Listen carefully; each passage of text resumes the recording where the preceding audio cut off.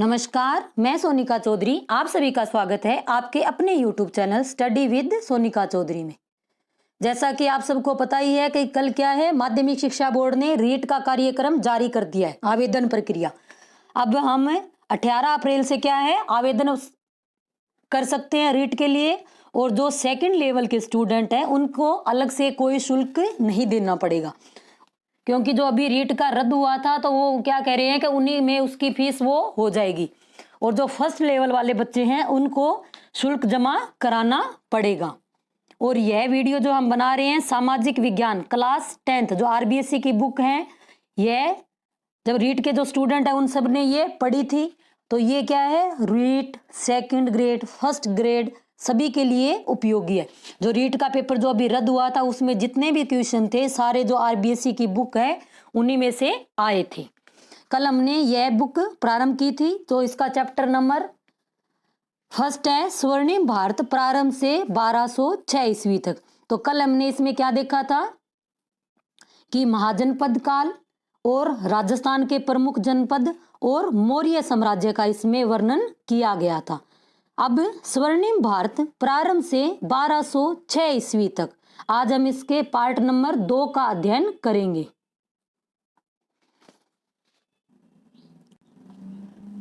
स्वर्णिम भारत प्रारंभ से 1206 ईस्वी तक राज्याभिषेक से संबंधित लघु शिलालेख में अशोक ने स्वयं को बुद्ध शाक्य कहा है। अशोक क्या था, पहले शैव धर्म का अनुयायी था, लेकिन जब बाद में कलिंग युद्ध होने के बाद इसका हृदय परिवर्तन हुआ तो बाद में उपगुप्त और उनके प्रभाव से क्या हो गया, बौद्ध धर्म में दीक्षित हुआ और बाद में सदैव के लिए क्या किया, युद्ध नीति का त्याग कर दिया। तो अब इसका जो राज्याभिषेक से संबंधित लघु शिलालेख है उसमें अशोक ने स्वयं को क्या कहा है, बुद्ध शाक्य कहा है। अब कलिंग युद्ध के बाद अशोक ने क्या किया, धम्म की नीति अपनाई थी। अब धम्म से क्या तात्पर्य है, अशोक ने मनुष्य की नैतिक उन्नति हेतु जिन आदर्शों का प्रतिपादन किया उन्हें धम्म कहा जाता है। यानी अशोक ने क्या किया, अपनी नैतिक उन्नति के लिए जिन आदर्शों का प्रतिपादन किया उन्हें क्या कहा जाता है, धम्म कहा गया। अशोक के धम्म की परिभाषा दूसरे और 7वें स्तंभ लेख में दी गई है। अब अशोक के धम्म की परिभाषा कौन से अभिलेख में दी गई है, दूसरे और 7वें अभिलेख में। तीसरे अभिलेख के अनुसार धम्म में अल्प संग्रह और अल्प व्यय का भी विधान था। यानी हमें जितनी आवश्यकता है हमें उतनी वस्तु का क्या करना है, संग्रह करना है, और जितनी आवश्यकता है उतने का क्या करना है, व्यय करना है। तो ये किस में लिखा गया है, तीसरे अभिलेख में। भम्रू शिलालेख के अनुसार अशोक ने बुद्ध के त्रिरत्नों बुद्ध धम्म संघ के प्रति अपनी आस्था प्रकट की है। अशोक ने क्या किया है, बुद्ध के त्रिरत्न, अब बुद्ध के त्रिरत्न कौन रत्न, बुद्ध धम्म और संघ के प्रति क्या की है, आस्था प्रकट की है। अब सांची क्या देंगे, राय देंगे। कहाँ देंगे, मध्य में देंगे। ये इसकी एक ट्रिक है कि सांची राय देंगे, कहाँ देंगे, मध्य में, यानी सभी के बीच में हम सच्ची राय देंगे। सांची रायसेन मध्य प्रदेश व सारनाथ वाराणसी उत्तर प्रदेश लघु स्तंभ लेख में अशोक ने कौशाम्बी तथा पाटलिपुत्र के महामात्रों को आदेश दिया कि संघ में फूट डालने वाले भिक्षु भिक्षुणियों को बहिष्कृत कर दिया जाए। अशोक ने क्या कहा था कि जो भिक्षु और भिक्षुणियों जो फूट डालते हैं उनको क्या कर दिया जाए, संघ से बहिष्कृत कर दिया जाए। और जब भगवान बुद्ध ने जब सबसे पहले क्या किया था, जब उसमें पहले जो बिहार थे उनमें सिर्फ भिक्षुक रहते थे, बाद में भिक्षुणियों को भी उनमें रहने की आज्ञा दी। तब उन्होंने कहा था कि 500 वर्ष के अंदर इसका क्या है, बौद्ध धर्म का पतन हो जाएगा। और हुआ भी यही, क्योंकि ये क्या थे, फिर कदाचार के उनके ये अड्डे बन गए थे जो ये संघ थे। प्रथम शिलालेख में यह विज्ञप्ति जारी की गई कि किसी भी यज्ञ के लिए पशुओं का वध नहीं किया जाएगा। अब ये टोटल शिलालेख कितने हैं, 13 शिलालेख है। तो इनमें क्या है कि प्रथम शिलालेख में क्या कहा गया था कि पशुओं के वध पे रोक लगा दी गई। अब पशुओं के वध पे रोक लगा दी गई तो दूसरा शिलालेख में क्या कहा गया है कि चिकित्सा, कि पशुओं की क्या करनी है, चिकित्सा करनी है, जगह जगह सराय खुलानी है, पेड़ लगाने हैं। तो ये कौन से अभिलेख में है, दूसरे अभिलेख में। अब धम्म यात्रा, पहले क्या था, राजा आखेट पर जाते थे तो वह क्या करते थे, पशुओं का शिकार करते थे, लेकिन अशोक ने क्या किया, उन पर रोक लगा के क्या किया कि हमें धम्म यात्रा करनी है। अब धम्म यात्रा क्या है, अशोक से पूर्व विहार यात्राएं की जाती थी जिनमें राजा पशुओं का शिकार करते थे। अशोक ने इनके स्थान पर धम्म यात्रा का प्रावधान किया जिसमें बौद्ध स्थानों की यात्रा तथा ब्राह्मणों वृद्धों को स्वर्ण दान दिया जाता था। अब क्या कहा कि पशुओं का शिकार नहीं करना है, हमें धम्म यात्राएं करती हैं, जो भगवान बुद्ध से संबंधित स्थान थे उनकी यात्रा करने पर बल दिया, जैसे बोध गया हो गई, लुम्बिनी ग्राम हो गया ये। अब धम्म महामात्र, अब धम्म महामात्र एक अधिकारी का पद है। राज्याभिषेक के 14वें वर्ष में अशोक ने धम्म महामात्रों की नियुक्ति की। कौन से वर्ष में, अपने राज्याभिषेक के 14वें वर्ष में, जिसके मुख्य कार्य थे जनता में धर्म का प्रचार करना, उन्हें कल्याणकारी कार्य करने तथा दानशीलता के लिए प्रोत्साहित करना। धम्म महामात्रों की नियुक्ति कब की थी, अपने राज्याभिषेक के 14वें वर्ष में। कल जो वीडियो था उसमें एक दो क्वेश्चन पूछे गए थे कि मैग्स्थनीज की पुस्तक का क्या नाम है, तो क्या नाम है, इंडिका। और जो बिंदुसार है उसके समय में तक्षशिला में 2 विद्रोह हुए थे। कितने विद्रोह हुए थे, 2। तो पहले किसको भेजा गया था दमन करने के लिए, अशोक को, बाद में किसको भेजा गया था, सुसीम को भेजा गया था। अशोक प्रथम शासक था जिसने अभिलेखों के माध्यम से अपनी प्रजा को संबोधित किया था, जिसकी प्रेरणा उसे ईरानी राजा दारा, जिसे हम डेरियस प्रथम से मिली थी, यानी जो दारा है उसका नाम डेरियस प्रथम के नाम से भी जाना जाता है। अशोक जो क्या था, पहला राजा था जिसने अभिलेखों के माध्यम से अपनी जनता को संबोधित किया था। अभिलेख क्या होते थे, जैसे ऐसे पत्थर के ऊपर राज्य आज्ञाएं क्या कर दी जाती थी, लिख दी जाती थी और एक निश्चित स्थान पर वो गाड़ दिए जाते थे ताकि लोग आते जाते उनको पढ़ सके।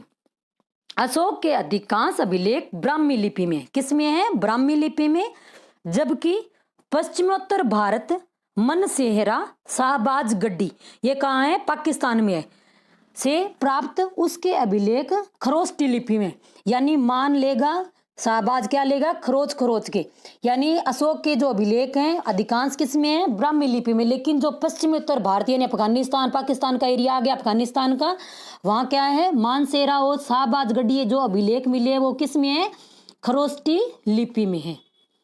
टोपरा से दिल्ली लाए गए एक स्तंभ पर 7 लेख एक साथ उत्कीर्ण है, यानी टोपरा नामक एक स्थान है, वहां एक स्तंभ लेख था, उसको बाद में कहाँ ले आए, दिल्ली ले आए, तो उस पे कितने अभिलेख एक साथ है, 7 अभिलेख उत्कीर्ण है।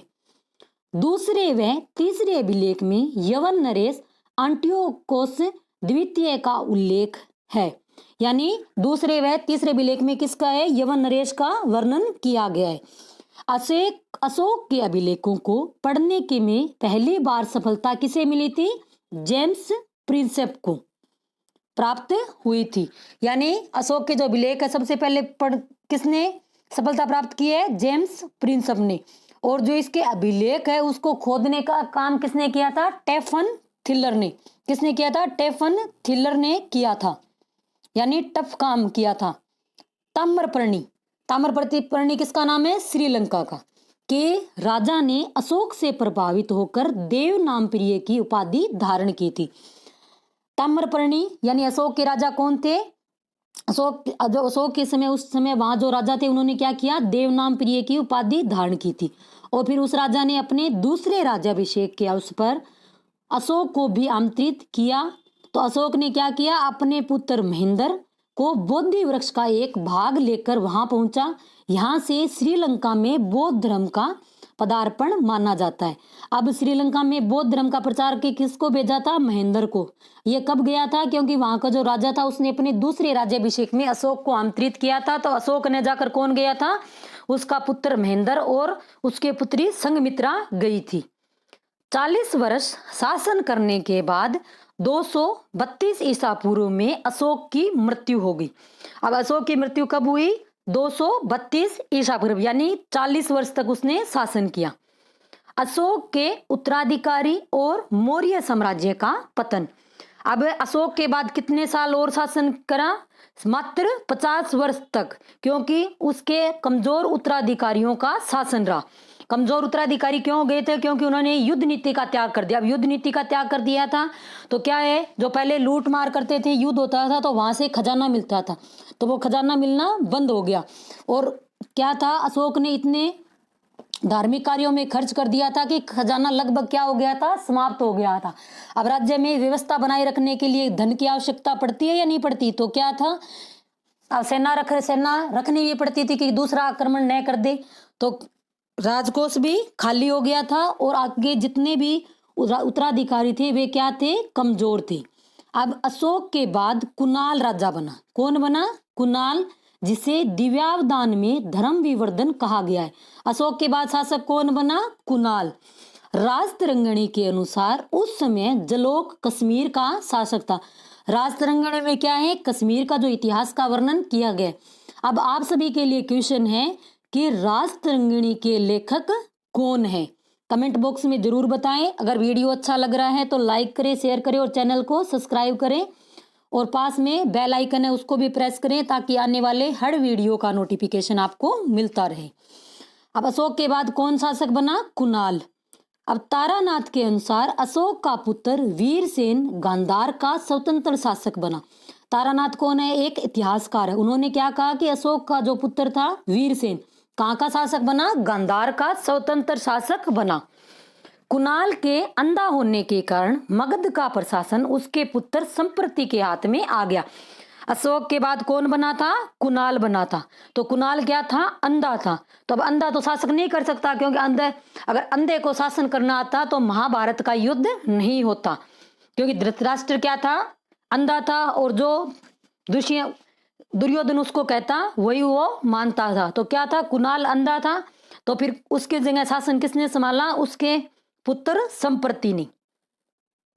कुणाल के पुत्र दशरथ ने भी मगध पर शासन किया, यानी कुणाल के दो पुत्र, एक तो कौन था? संप्रति, और एक दशरथ ने भी शासन किया था। उसने नागार्जुनी गुफाएं आजीविकों को दान में दी थी। जो ये दशरथ था इसने 3 गुफाएं बनाई थी, गोपिका, वदतित और एक और नाम है मेरे को ध्यान नहीं आ रहा। इसने 3 बनाई थी और 4 किसने बनाई थी? अशोक ने गुफाएं बनाई थी। अब वृहद्रथ अंतिम मौर्य सम्राट था।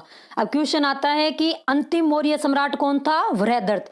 और प्रथम मौर्य सम्राट कौन था जिसने चाणक्य की मदद से मौर्य साम्राज्य की स्थापना की थी? इसका आंसर आप कमेंट बॉक्स में देंगे कि मौर्य साम्राज्य का संस्थापक कौन था। अंतिम कौन था? वृहद्रथ। अब उसकी हत्या किसने की थी? उसके ब्राह्मण मंत्री पुष्यमित्र शुंग ने उसकी हत्या करके मगध में शुंग वंश के शासन की नींव डाली, क्योंकि ये जो इसका मंत्री था वो ब्राह्मण था। अब बाद में जब बौद्ध धर्म का प्रचार हुआ तो क्या हुआ? ब्राह्मण धर्म की बाद में क्या होने लग गए, उसका प्रभाव कम होने लग गया। तो जो बाद में इसका सेनापति था तो इसी ने इसकी हत्या कर दी। किसने? पुष्यमित्र शुंग ने वृहद्रथ की हत्या कर दी। तो ये क्या था? प्रथम और अंतिम हमें हमेशा याद रखना है। कभी प्रथम शासक कौन था और अंतिम शासक कौन था? मौर्य साम्राज्य का प्रथम शासक कौन था? आप कमेंट बॉक्स में जरूर बताएं। अब मौर्य प्रशासन। मौर्य काल में भारत ने पहली बार केंद्रीय शासन व्यवस्था की स्थापना की थी। यानी पहले भारत क्या था? सेल्यूकस का जब आक्रमण हुआ था उससे पहले छोटे छोटे टुकड़ों में विभाजित था। बाद में जब मौर्य काल प्रारंभ हुआ तो क्या हुआ? केंद्रीय शासन व्यवस्था की स्थापना हुई थी। कौटिल्य ने राज्य के 7 अंग बताए हैं। कितने बताए हैं? 7। राजा, अमात्य, जनपद, दुर्ग, कोष, सेना और मंत्री। अब कौटिल्य ने कहा था कि अगर हमें राज्य करना है तो हमारे पास ये 7 चीजें होनी चाहिए। दुर्ग भी होना चाहिए, सेना होनी चाहिए, कोष यानी धन होना चाहिए, मित्र भी होना चाहिए, कल को शत्रु आक्रमण करे तो हम सहायता मित्र से प्राप्त कर सके। अमात्य यानी मंत्री हो गए, जनपद यानी जनपद और महाजनपद यानी उनके अलग अलग भाग भी होने चाहिए। राजा द्वारा मुख्यमंत्री व पुरोहित की नियुक्ति उनके चरित्र की भली भांति जांच के बाद ही की जाती थी। यानी जो नियुक्ति करते थे मुख्यमंत्री और पुरोहित की, वो जांच पड़ताल से। जैसे अब रीट में क्या है, पेपर होता है उसके बाद ज्वाइनिंग मिलती है ना, तो वहां भी क्या होती थी, जांच होती थी। तो इस क्रिया को क्या कहते थे, उपदा परीक्षण कहा जाता था। क्या कहा जाता था, उपदा परीक्षण। केंद्रीय प्रशासन अर्थशास्त्र में 18 विभागों का उल्लेख है। केंद्रीय प्रशासन में अर्थशास्त्र में कितने विभागों का उल्लेख है, 18। अब अर्थशास्त्र किसकी पुस्तक है, कौटिल्य की। इसका नाम अर्थशास्त्र है लेकिन इसका विषय क्या है, राजनीति। इसका विषय क्या है, राजनीति है। इसमें क्या है, 18 तीर्थ। तीर्थ यानी कि तीर्थ स्थान, तीर्थ यानी मंत्रियों के पद थे। तीर्थ के अध्यक्ष जो होता था उसको क्या कहा जाता था, महामात्र कहा गया। सर्वाधिक महत्वपूर्ण तीर्थ थे मंत्री, पुरोहित, सेनापति और युवराज। अब अलग अलग तीर्थों के नाम दे रखे भी, कौन कौन से क्या काम करता था, समाहर्ता। इसका कार्य राजस्व एकत्रित करना, आय व्यय का ब्यौरा रखना तथा वार्षिक बजट तैयार करना। जो समाहर्ता था वो क्या था, राजस्व एकत्रित करता था और आय व्यय का क्या करता था, लेखा जोखा रखता था। अब सन्निदाता। अब सन्निदाता क्या है, कोषाध्यक्ष। साम्राज्य के विभिन्न भागों में कोष गृह और अन्नागार बनवाना।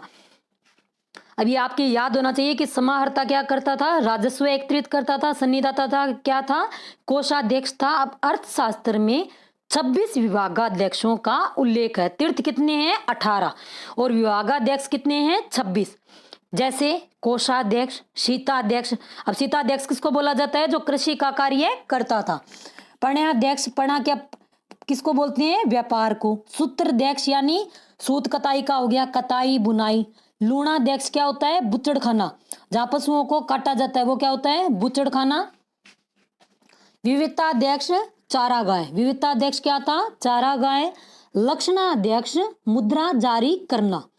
मुद्राध्यक्ष, पोतव्यध्यक्ष। पोतव्यध्यक्ष क्या हो गया, जो जहाज के थे। आठवीं किसको बोलते हैं, जंगल को, तो जंगल विभाग का प्रमुख इत्यादि। ये क्या थे, 26 विभागाध्यक्ष। अब प्रांतीय प्रशासन। अब अशोक के समय जो साम्राज्य था वो 5 प्रांतों में विभाजित था। कितने में, 5 में। अब प्रत्येक प्रांत की क्या थी, एक राजधानी थी। उत्तरापंथ। अब उत्तरापंथ की राजधानी क्या थी, तक्षशिला। अवंती की उज्जैनी, कलिंग की तोसली। दक्षिणापथ की क्या थी, स्वर्णगिरी। और मध्य देश की क्या थी, पाटलिपुत्र। ये सभी आपकी याद होनी चाहिए कि उत्तरापंथ की क्या थी, तक्षशिला। अवंती की उज्जैनी, कलिंग की तोसली, दक्षिणापथ की स्वर्णगिरी और मध्य देश की पाटलिपुत्र। प्रांतों का शासन राजवंशीय कुमार या आर्यपुत्र नामक पदाधिकारियों द्वारा होता था। यानी प्रांतों का शासन कौन करता था, राजवंशीय कुमार या आर्यपुत्र नाम के जो पदाधिकारी होते थे वो करते थे। प्रांत क्या थे, विषयों में विभक्त थे, जो विषयों के विषयपतियों के अधीन होते थे। जिले का प्रशासनिक अधिकारी स्थानिक होता था, जो समाहर्ता के अधीन होता था। जैसे वर्तमान में क्या है, सबसे पहले क्या होता है, राज्य होता है। बाद में जिला आ गया, फिर क्या हो गया, उपखंड हो गए, फिर तहसील आ गई। तो उस टाइम क्या था कि प्रांत किस में बटे थे, विषयों में विभक्त थे। और जिले का प्रशासनिक अधिकारी क्या कहलाता था, स्थानिक होता था। और प्रशासन की सबसे छोटी इकाई का मुखिया क्या कहलाता था, गोप कहलाता था, जो 10 गांव का शासन संभालता था। समाहर्ता के अधीन प्रदेष्टि नामक अधिकारी भी होता था, जो स्थानिक गोप व ग्राम अधिकारियों के कार्यों की जांच करता था। जो समाहर्ता के अधीन कौन था, प्रदेष्टि नामक अधिकारी था, जो स्थानिक गोप व ग्राम अधिकारियों के कार्यों की क्या करता था, जांच करता था। अब नगर प्रशासन। मैक्सनीज के अनुसार नगर का शासन प्रबंध 30 सदस्यों का एक मंडल करता था। अब मैक्सनीज ने अपनी पुस्तक लिखी थी इंडिका, तो उसमें ये उसने वर्णन किया है कि जो नगर का प्रशासन था वो कौन करते थे, 30 सदस्यों का एक मंडल होता था, उसमें 6 समितियां थी, यानी प्रत्येक समिति में कितने सदस्य हो गए 5, और टोटल कितने मेंबर हो गए 30। अब ये 6 समितियां कौन सी है, ये सीरीज से याद करनी है, यानी पहली समिति क्या थी, दूसरी क्या थी, क्योंकि कई बार इनको मिलान करने वाला क्वेश्चन भी आ जाता है। और पहले इसमें यह प्रश्न पूछा जा चुका है कि जन्म मरण का लेखा जोखा सबसे पहले यानी जनगणना सबसे पहले कब हुई थी, मौर्य काल में। अब जन्म मरण का लेखा जोखा ये जनगणना ही होगी जो वर्तमान में होती है, तो वो उसका सबसे पहले कब हुआ था, मौर्य काल में प्रारंभ हो गई थी। और अब भारत में वर्तमान में कब हुई थी, अंग्रेजी काल में। अब प्रथम समिति किससे संबंधित है, उद्योग शिल्पों का निरीक्षण। द्वितीय समिति विदेशियों की देखरेख करेंगे। तृतीय में जन्म मरण का लेखा जोखा करेंगे। चतुर्थ समिति व्यापार वाणिज्य देखना। पांचवी समिति निर्मित वस्तुओं के विक्रय का निरीक्षण करना। और छठी समिति क्या थी, विक्रय मूल्य का 10वां भाग बिक्री कर के रूप में वसूलना। और प्रत्येक में कितने सदस्य थे, 5 थे। तो आपको ना ऐसे कुछ ट्रिक बनाओ चाहे कैसे, ये सीरीज से आपको याद करनी है। यानी सबसे पहले क्या है, उद्योगों शिल्पों का निरीक्षण करेंगे, विदेशियों की देखभाल करेंगे, फिर जन्म मरण का लेखा जोखा तैयार करेंगे, फिर व्यापार वाणिज्य देखेंगे, फिर निर्मित वस्तुओं का निरीक्षण करेंगे, और अंत में क्या है, विक्रय मूल्य का 10वां भाग बिक्री कर के रूप में वसूल करेंगे। तो ये क्या होगी, ये आपको ऐसे याद रखनी है और ये समितियों के क्रम से याद करनी है। और प्रत्येक समिति में कितने सदस्य थे, 5 सदस्य थे।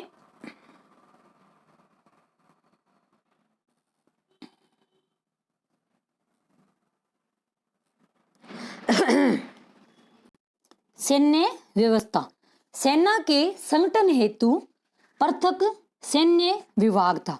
अब सेना के संगठन हेतु क्या था, पृथक सैन्य विभाग था, जो 6 समितियों में विभाजित था। ऊपर वाली कितनी समिति है, 6 समिति ऊपर वाली है। टोटल मेंबर कितने थे, 30। प्रत्येक में कितने, 5। प्रत्येक समिति इसमें भी कितने सदस्य हैं, 5। ये समितियां सेना के 5 विभागों की देख रेख करती थी। और ये 5 विभाग कौन से थे, पैदल, अश्व, हाथी, रथ और नौसेना, 5 ही विभाग थे। और इसमें 5-5 क्या थे, मेंबर थे। सैनिक प्रबंधन की देखभाल करने वाला अधिकारी अंतपाल कहलाता था। जो सैनिक होते हैं वो हम कहाँ रखते हैं, यानी बॉर्डर पे, यानी अंत पे रखते हैं, तो अंतपाल क्या था, इसका अधिकारी था। सीमांत क्षेत्रों का व्यवस्थापक भी अनंतपाल होता था। अब मैग्स्थनीज की इंडिका के अनुसार चंद्रगुप्त मौर्य के पास 6 लाख पैदल, 50,000 अश्वारोही, 9,000 हाथी और 800 रथों से सुसज्जित विराट सेना थी। यह वर्णन किसने किया है, मैग्स्थनीज ने अपनी पुस्तक इंडिका में किया। यानी उसके पास के 6 लाख तो पैदल थे, 50,000 क्या थे, अश्वारोही। अब देख लो कितनी बड़ी सेना थी चंद्रगुप्त मौर्य की। तो उसमें क्या था, तभी तो उसने केंद्रीय सत्ता स्थापित की थी। अब न्याय व्यवस्था, सम्राट न्याय प्रशासन का सर्वोच्च अधिकारी था। निचले स्तर पर ग्राम न्यायालय थे, जहां ग्रामीणी और ग्रामबद्ध अपना निर्णय लेते थे। वर्तमान में भी क्या है, ग्राम पंचायत होती है, तो कोई गांव का छोटा मोटा मसला होता है तो वहां क्या होता है, ग्राम पंचायत में ले जाया जाता है, तो जो सरपंच होता है वो फैसला कर देता है। तो गांव उस समय क्या था, ग्राम न्यायालय थे, जहां ग्रामीणी और ग्रामबद्ध अपना निर्णय देते थे। उसके ऊपर संग्रहण, द्रोणमुख, स्थानीय और जनपद स्तर के न्यायालय होते थे। और सबसे ऊपर क्या था, पाटलिपुत्र, मगध की राजधानी क्या थी, पाटलिपुत्र का केंद्रीय न्यायालय था। ग्राम संघ और न्यायालय, राजा के न्यायालय के अतिरिक्त अन्य सभी पर न्यायालय 2 प्रकार के थे। अब 2 प्रकार के कौन से थे, धर्मस्थीय और एक था कंटक शोधन। एक तो क्या था, धर्मस्थीय, और दूसरा क्या था, कंटक शोधन। अब धर्मस्थीय मामले कौन से थे, इन न्यायालयों में निर्णय करने का कार्य धर्मशास्त्र में निपुण 3 धर्मस्थ व्यवहारिक और 3 अमात्य करते थे। यानी जो धर्मस्थीय न्यायालय थे उनमें कौन थे, जो धर्मस्थ व्यवहारिक और 3 अमात्य कार्य करते थे। धर्मस्थीय एक प्रकार की दीवानी अदालत होती थी। धर्मस्थीय क्या थी, एक दीवानी अदालत थी। अब दीवानी अदालत में कौन कौन से थे, चोरी, डाके व लूट के मामले, जिन्हें हम क्या कहते हैं, साहस कहा जाता था, वे भी धर्मस्थलीय न्यायालयों में रखे जाते थे। अब ये क्या कह रहा है, जो चोरी डाके लूट के मामले उन्हें क्या कहते हैं, साहस कहा जाता था। जिनमें साहस होगा वो क्या करेगा, चोरी डकैती करेगा।